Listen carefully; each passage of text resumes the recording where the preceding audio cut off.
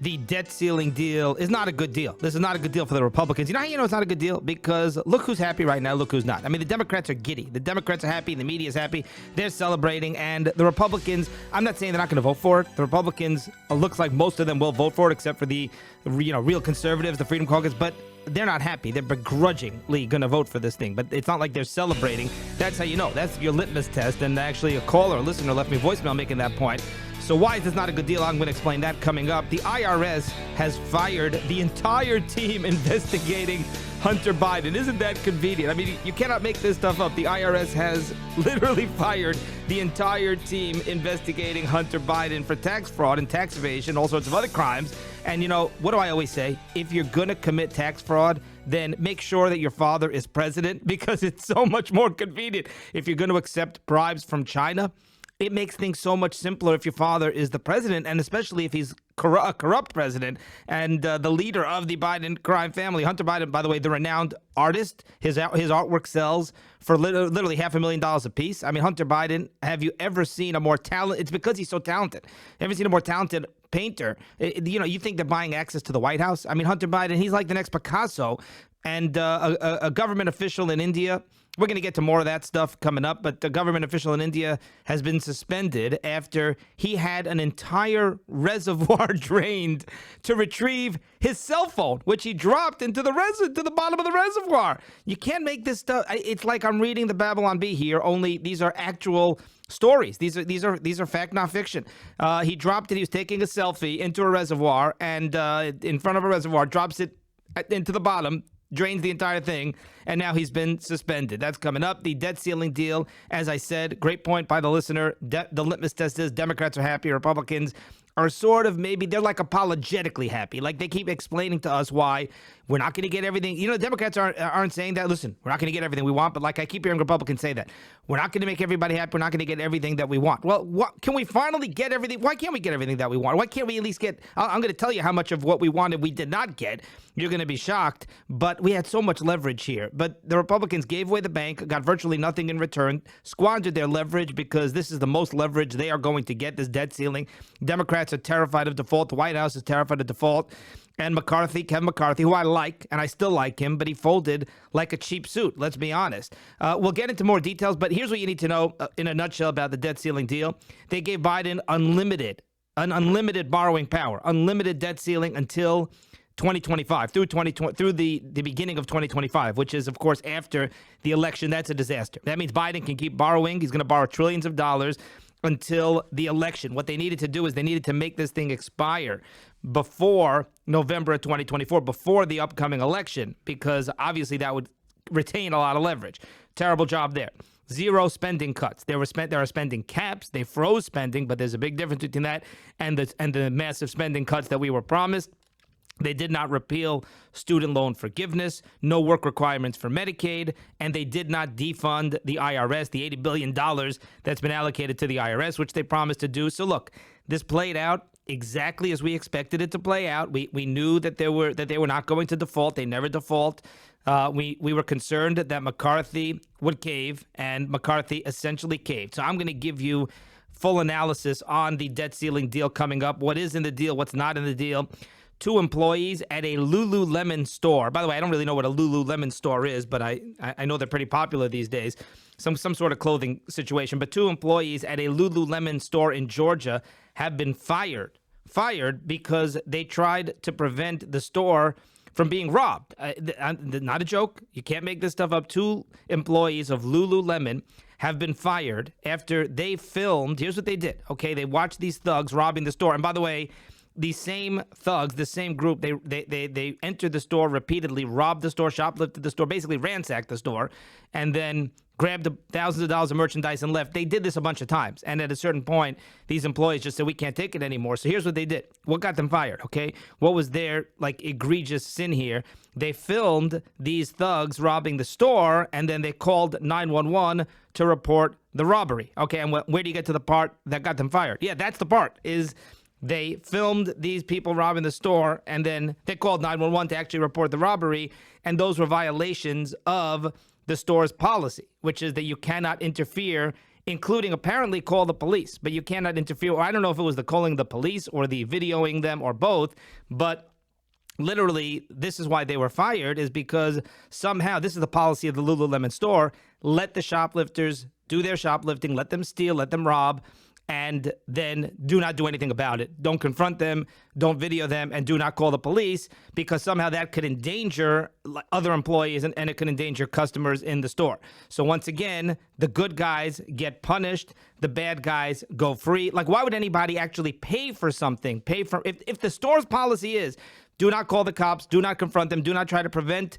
them from shoplifting. So, like, how foolish do people have to be to actually pay for merchandise? Isn't that essentially saying you could come and take it for free? Here, come into the store. All right, well, what do you do if I rob the store? Well, nothing. Well, what do you do if I just take the stuff and I don't pay for it? Well, nothing. Do you try to stop me? Do you even say anything to me? Do you casually say, hey, by the way, you forgot to pay? No, do not look at them. Just do not even go anywhere near them. Just ignore the whole thing and report it after the fact to your boss. Report it to your boss, but do not call the cops. So Rachel Rogers, sales associate at this store in Peachtree Corners, Georgia. She was there for 5 years, and she just got fed up after the fourth or fifth time the same group of thugs came into the store and shoplifted, called 911, took a video of the thieves, and look, and then she was fired a week later, breaching the company policy, which is zero tolerance for responding to thieves, to shoplifters. If you respond, you lose your job. And look, I watched the video, okay? So that you can make the case they were yelling at the shoplifters. They were confronting the shoplifters. They were chasing them out of the store. So it's not like they were just videoing it from far away and trying to remain unnoticed, okay? I'll give you that, is that they were chasing them out of the store and saying, what are you doing? Stop stealing our merchandise. However, that's not a reason to get fired, okay? In fact, they deserve a medal for their bravery, for their heroism, okay?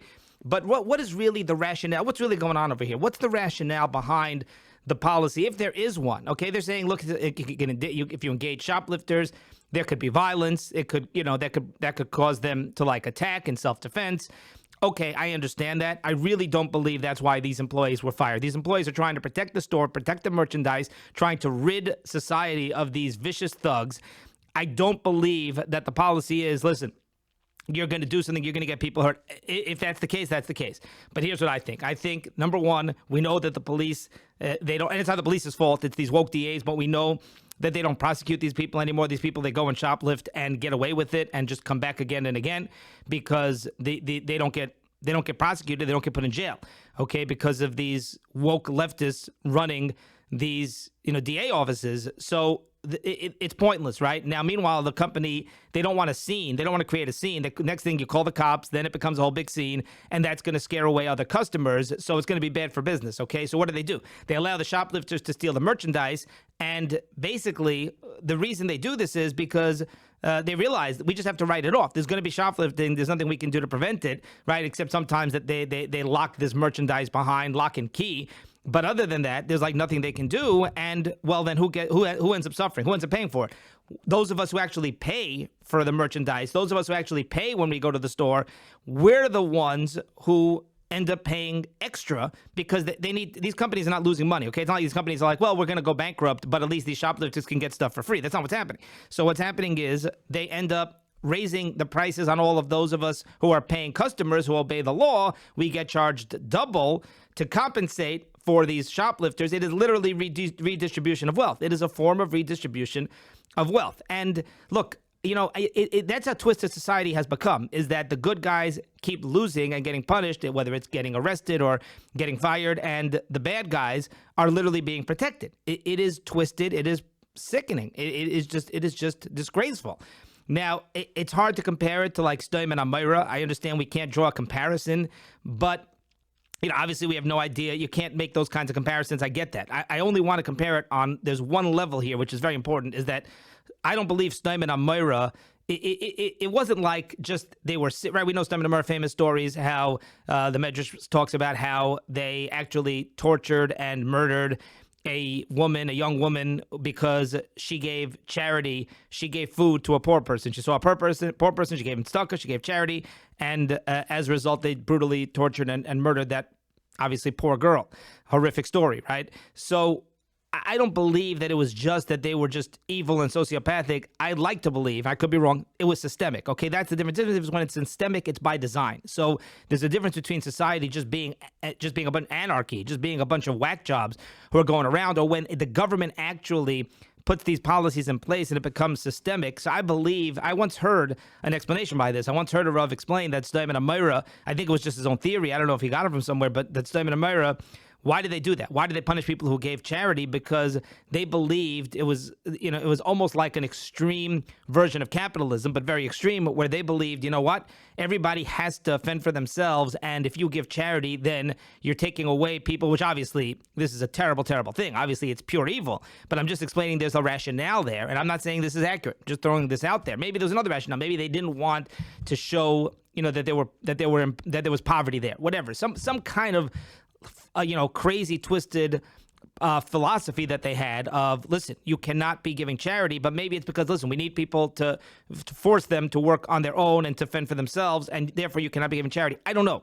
But I don't believe that Steinman and Myra is just randomly that they were just very, very crazy, twisted people. I believe that there was some kind of methodology to their madness. It was systemic. And on that level, we have a similar thing going on in our society right now. Obviously, not even close to the same extent. I understand that.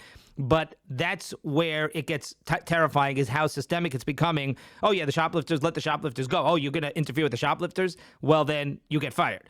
All right, so let's get into the debt ceiling agreement as promised. And I want to play you a couple of clips here of Kevin McCarthy because I think they tell us a lot. But the Republicans, we got almost nothing out of this. I mean, the big win I keep hearing is no new taxes. Well, at least they didn't raise taxes. Like, didn't raise taxes? It's talking about the debt ceiling. Like, raise taxes? Like, that's the big win. And what happens is that actually is a win, believe it or not, because in the past, they'll have a debt ceiling situation, right? And it'll be like, well, okay, we're going to borrow more money, but how are we going to offset borrowing more money and offset raising the debt ceiling? Let's cut spending. So the Democrats say, well, cut spending. I don't want to cut spending. I want to raise taxes, and that'll increase the revenue. And like, that's what they end up doing. So what happens is that becomes the bar. So now, because new taxes are usually included in one of these deals, and now they're not including higher taxes because that much McCarthy didn't allow. So now that's a win. Hey, guys, listen, yeah, we gave in. We're raising the debt ceiling $4 trillion or so, and very few conditions, but at least we didn't raise taxes. And like, suddenly that becomes a win because, again, compared, and that's, if you listen to this clip carefully of McCarthy, I'm going to play you two clips here, but like, that's his bar. That's his, and I give him credit. He's actually being pretty honest about this. He's not trying to sell this as like this phenomenal victory.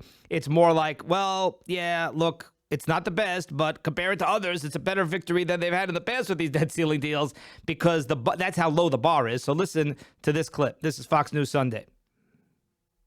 So let's put it at that point. There's a lot there, but on that issue of spending, the White House is sending around its side, and of course they're going to take credit too and want a victory lap. They say this: there are no budget caps after 2025, only non-enforceable appropriations targets. We all know how non-enforceable targets work in Washington. So they say you might have gotten something for a year or two, but after that there's nothing to it. No, first of all, watch what the government has done before. They increased it. Okay, but are they not telling us the truth there? No, you have a statutory cap on there. We've got to be able to stay in the majority, then we could have a rule to be able to keep it going forward. The other thing you have here too is, for the very first time, you have administrative pay-go. We had a president that spent another $1.5 trillion around Congress.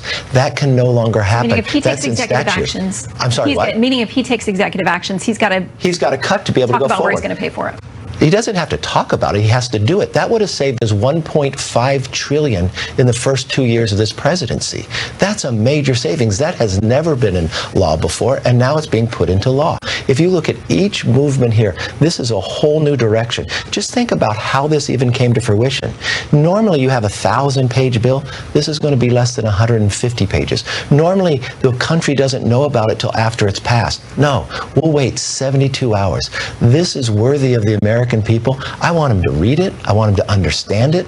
We only have the majority in one House with a 5-seat majority, with a president who said we would never talk about this, who had Chuck Schumer said this would be a clean debt ceiling, we would just raise it. That's not the case. You've got work requirements to help people out of poverty into jobs.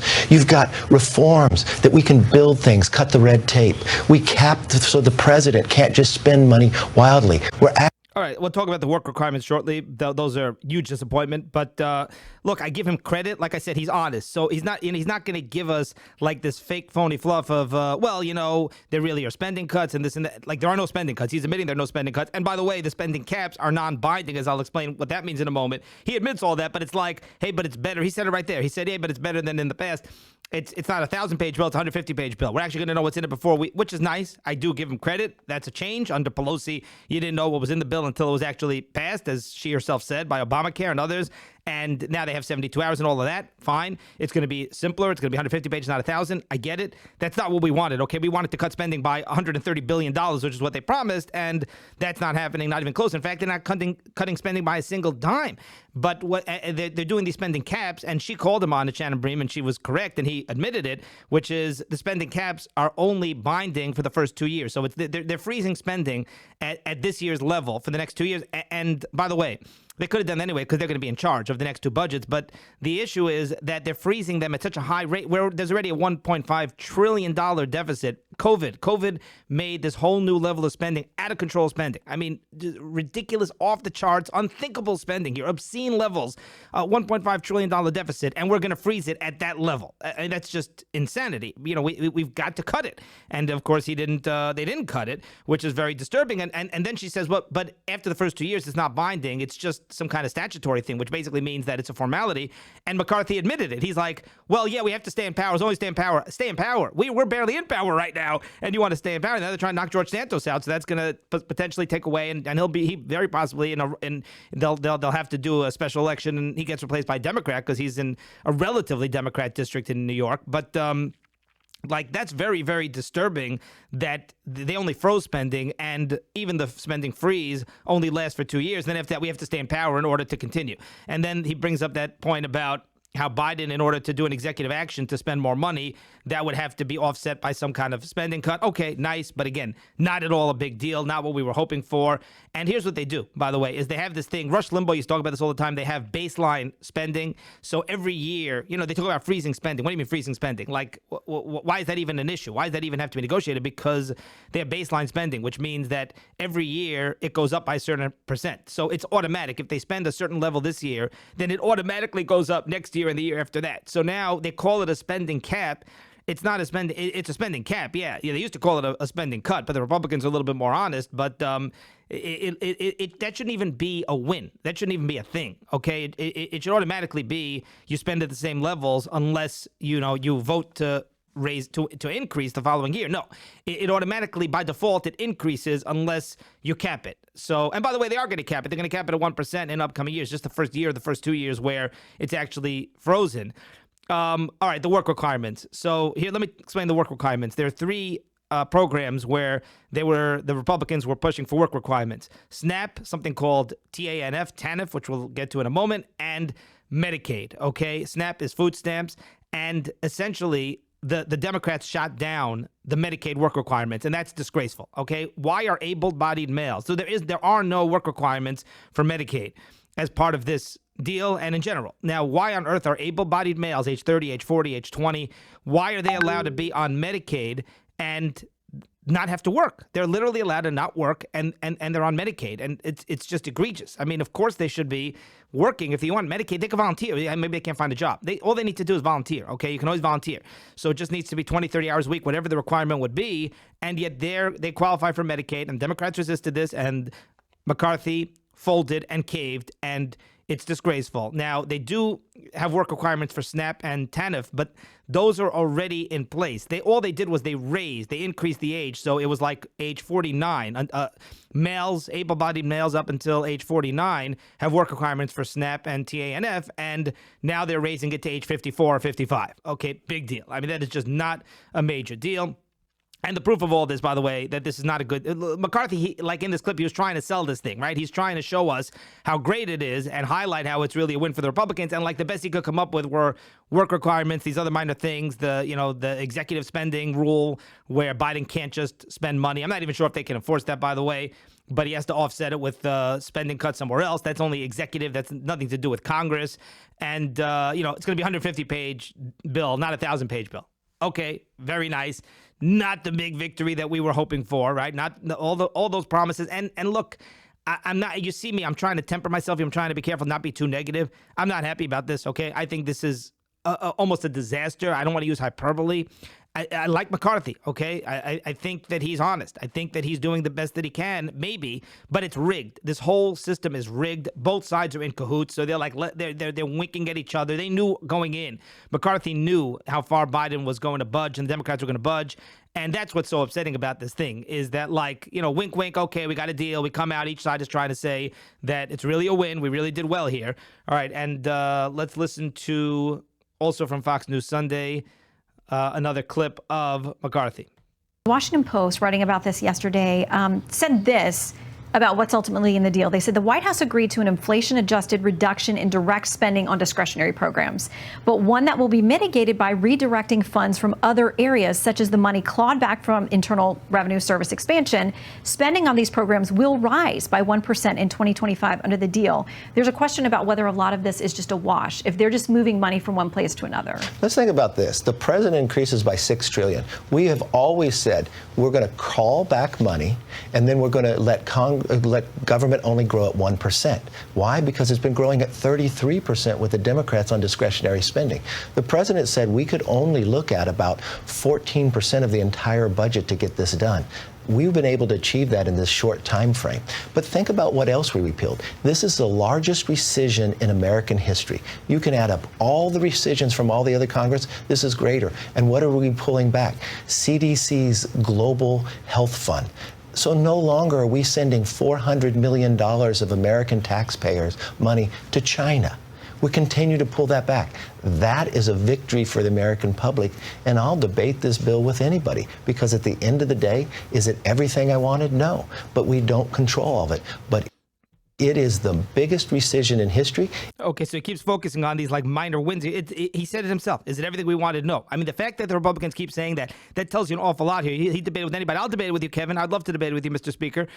And I'll get into a couple more details over here. But again, biggest rescission ever. So again, all he's doing is he's agreeing. She's saying, listen, you're not cutting spending, which they're not. They promised us $130 billion spending cuts. They gave us $0 being cut. I want to be clear. And McCarthy doesn't deny that. To his credit, he's being very honest. He's just trying to couch it and like reframe it and like listen to this rescission. What he means by that is that we're taking the money, the COVID relief money that was not being used for COVID relief, and we're going to now apply it to other spending. So yeah, he basically agrees to her, yes, we're shifting things around.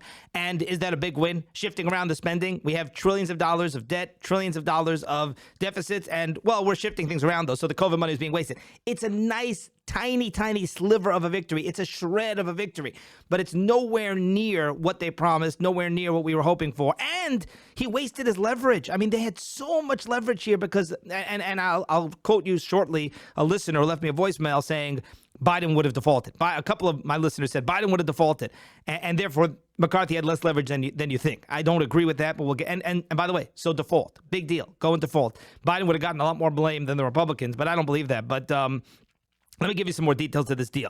Like I said, spending freeze for 2 years. They repealed $1.9 billion in IRS funding. Now, this is also very crucial. This is a big loss, okay, for the Republicans. Let me explain why. $1.9 billion, that's very temporary. What happened was they're $80 billion. We know they're hiring. The IRS is hiring 87,000. They're going to need to hire a couple of new employees because they fired those employees who were investigating Hunter. But IRS, right, they are hiring 87,000 new employees, mostly to target middle class, by the way, with audits and stuff. And $80 billion were allocated to that over the next however many years, 10 years or whatever. So they repealed $1.9 billion. That's this year's expense. McCarthy wanted to repeal $80 billion, and Biden pushed back, or whoever's running the show, because we know it's not Biden. I don't know if Biden could spell IRS, but they pushed back, and as a result, they only cut this year's, which is $1.9 billion. Okay, that's nice, but they're still going to be able to hire. If they had repealed the whole $80 billion, they would not have been able to hire the 87,000. Now they're going to be able to hire them. Well, they'll have to push it off, or they're going to have to borrow against it, or whatever. They're going to take back COVID relief money, which is not being used for COVID. But compare all of that. And by the way, the student loan, they are not repealing the Biden student loan forgiveness, as I'll explain in a moment. McCarthy initially promised to cut spending by $130 billion. And they not only promised, they actually passed a bill with all of these things in it. Work requirements for Medicaid recipients, rescinding $80 billion allocated to the IRS, eliminate and repeal Biden student loan forgiveness. All of those things are off the table. They're resuming. Now, what they are doing is there was a pause. Certain student loan payments, but this is not at all relevant to Biden's forgiveness of student loans. He's literally forgiving tens of millions of student loan holders of like $20,000 worth of their student loans. So, I mean, it's going to cost billions and billions of dollars student loan forgiveness. McCarthy's not touching that. This deal is not touching that. What it is doing is there was a pause on other student loans, on like most or all student loans in the country. There was a pause. The White House was anyway was going to resume that pause anyway. They were going to resume those student loan payments anyway, and McCarthy maybe sped it up. So that's why I said the whole process is rigged, because McCarthy's hailing that as a victory. Well, we're unfreezing the student loan payments that were frozen by Biden. Okay, very nice. Biden was planning to do that in a few weeks. Maybe it's happening faster than it was going to happen. Big deal. But as far as the big student loan forgiveness, which is hundreds of billions of dollars that taxpayers are going to lose, like Biden is saying, like McCarthy's saying, I should say, we're literally borrowing money from China, borrowing billions of dollars from China so that we can cover student loans that these college graduates are not paying up. Meanwhile, Hakeem Jeffries, the Democrat leader in the House, he's actually complaining. He's saying Democrats got nothing in this deal. Now, it's not true, as we've told you. Democrats got plenty in this deal, but Democrats are not supposed to get anything. This is not a spending package, okay? Democrats look at this as like, oh, well, time to raise taxes, debt ceiling negotiations, time to raise that. The debt ceiling negotiations are about one thing. They're about raising the debt ceiling. And boy, did they get that. They literally got unlimited. They could raise it by $4 or $5 trillion because it's not capped by an amount of money, it's capped by time. So they're saying up until 2025, go and borrow into oblivion, borrow as much as you want, and no consequences. Unconditional increase of the debt ceiling until after 2024 election. So that's what they got, which is egregious, but that's what they're supposed to get. Like, so what's Hakeem Jeffries saying that we didn't get anything? Again, it's all part of the script. All right, what else? This deal, like I said, will take back billions of dollars in unspent COVID relief funds. And get this, by the way, the Democrats are complaining. This deal is going to take back billions in unspent COVID relief funds. Democrats are upset about that. Now, there's nothing logically you could possibly be upset over. Literally hundreds of billions of dollars that were allocated to COVID relief that is not being used to COVID relief, because right now, thankfully, Baruch Hashem, there's no need for COVID relief. The pandemic is over. So obviously you take that money back, right? It's a no-brainer, right? So the Democrats are saying no, because that money was given to health officials and they're using it to research other diseases. And now they're not going to be able to use that to research other diseases. So it's going to hurt public health. Like, this is the logic. Like, we don't have this money. We're borrowing this money from China, right? We do not have this money. We're borrowing trillions and trillions from China. COVID relief, that money was emergency funding, which we do not have, and it was because there was a pandemic. It wasn't like, well, let's allocate money to some sort of public health. Let's allocate money to CDC or the FDA or some sort of public health fund, and all right, we'll send it. It was COVID relief, specifically earmarked for COVID relief because the COVID pandemic was considered this massive public health emergency, and now COVID is over. And obviously, you're going to take that money back, and the Democrats are upset because, well, how can you take that money back? You're going to hurt people who are sick. You're going to hurt sick people. That's literally what they're saying. All right, so a caller made the following point. This is a listener leaves me a lot of voicemails. Very, very astute, very smart, very engaged, and he says Biden would have defaulted. And he says, here's why. And he made a point that we've made in the past. He said Biden doesn't know what's going on, right? Joe Biden does not understand any of these negotiations, okay? He's a puppet, okay? He's a marionette. They're literally pulling the strings. There's somebody pulling the strings. It might be the Obamas, it might be the people in charge of the White House. It's not Karine Jean-Pierre, because she actually doesn't know any more than Biden knows. But so he said like this, he basically, the point he made is that the reason, look at Biden on the border, look at Biden on inflation. The Biden presidency is a disaster. Afghanistan pullout. Biden allows that stuff to happen because he doesn't know any better. In other words, they want these policies. The radicals have taken over. They want these policies to be put into place, radical policies. Yes, it's terrible for the country. Yes, Biden's approval numbers are in the tank, but they don't care. And Biden doesn't know any better. If there was a president, if it was Obama or a president who knew what was going on, he would say, you're not killing my legacy like this. But Biden, they can totally take advantage of, which is 100% true. Therefore, what a couple of calls made at this point is they're willing to default because the people in charge, all they care about is tanking the economy, whatever their agenda is. That's all they care about, and Biden doesn't have the presence of mind to stop them from putting forth this radical agenda, okay? So therefore, the Biden would have defaulted, and he said, therefore, as I don't believe that, by the way. I think even the people, I agree that Biden is being totally controlled by his people, but I don't think they would go so far as to default. It has never happened. I just don't believe it. Maybe I'm wrong. There's a certain line they're just not willing to cross, but I'll go even a step further. Let's even say that Biden would default. Let's even say that's true. You got to do that. Trump said it in the town hall. You got to default. And if they default, yeah, obviously the media is going to blame McCarthy, blame the Republicans. But, that would be a disaster for Biden. It would be a disaster. You default and you know what? Force them to not be able to pay the bills. And Biden will get the blame. The White House will get the blame. They won't be able to avoid it. I think it's worth it. If after a few weeks you see it's not going well, then you can always reconsider then. But call Biden's bluff, default, and force him to cut spending and see who kind of caves in first. That's what they definitely should have done, assuming that Biden would have defaulted, which I don't believe. All right, let's move on to other news of the day here. Congresswoman Cori Bush, member of the squad, she says that the Biden administration, they're not banning gas stoves. They're regulating, get this, indoor air pollution. You can't make this stuff up. She's talking about, of course, and they did it in New York State, and now Biden wants to ban gas stoves nationally around the country. Okay, Cori Bush, the socialist member of the squad, she says, no, you got it wrong. Biden's not banning gas stoves. He's regulating indoor air pollution, regulating air pollution in my living room or in my kitchen, as it were. And then she said, quote, I can only imagine the number of my constituents who are unknowingly being poisoned by their gas stoves. Unbelievable. All right, a government official, as I said, in India has been suspended after he drained an entire reservoir because he needed to retrieve his cell phone, which he dropped while taking a selfie. Can't make this stuff up. It took 3 days. Get this.